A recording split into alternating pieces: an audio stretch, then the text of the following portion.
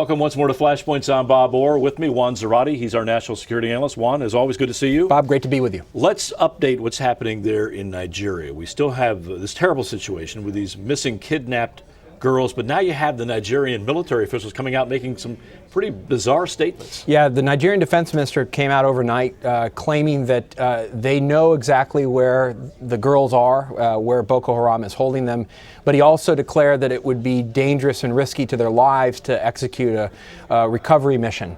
All very odd, Bob, because if in fact they know where these guys are, where Boko Haram is holding the girls, you wouldn't want to divulge that in advance. You would want to be collecting as much information as possible, creating contingency plans and options for what an assault or a rescue might look like, or maybe even diversionary attacks or other things. So it's very odd that you would have him come out to explain that we have this information, or that he has this information, and not be willing then to execute on it. And that in some ways gives Boko Haram guys a leg up. Well, it gives them some intelligence in the one sense, but is it even worse than that? I mean, could this cause more danger for these young women? I mean, Boko Haram sees the defense minister out there saying, oh, we know where they are.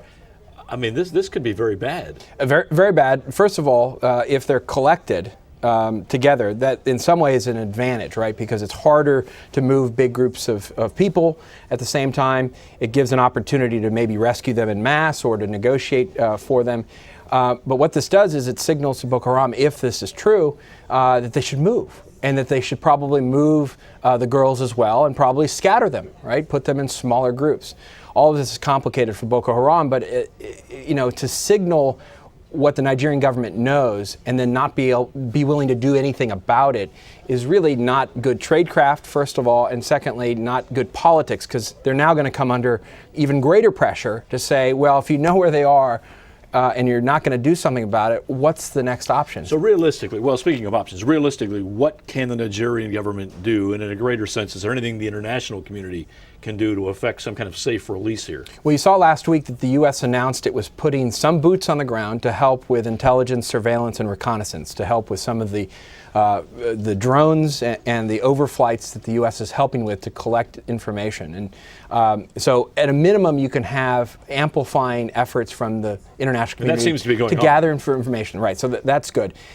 You need to see a little bit more collaboration on the planning for the rescue. I think this is where the American expertise, or even Israeli, French, or British expertise comes into play, where there are multiple options and vectors into this problem that are created. And that's where the expertise of, for example, the hostage rescue unit of the FBI comes into play, or the special operations units.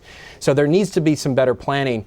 The Nigerians, no doubt, are seeking options on negotiating the return of the girls. Is that an option? Can we negotiate the release of hostages? Well, we can't. The U.S. can't. The Nigerians very well may want to. It may be their only option, at least from their perspective. If they're not willing to assault the camp and try to rescue the girls, if they think that's too dangerous, not feasible, then what else do they have? They may have to negotiate. Boko Haram has suggested that they're willing to do that. We'll just have to see. Like a prisoner swap. A prisoner swap.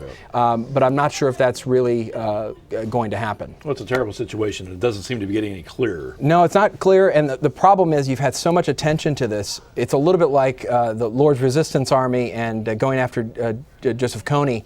There's a lot of attention initially.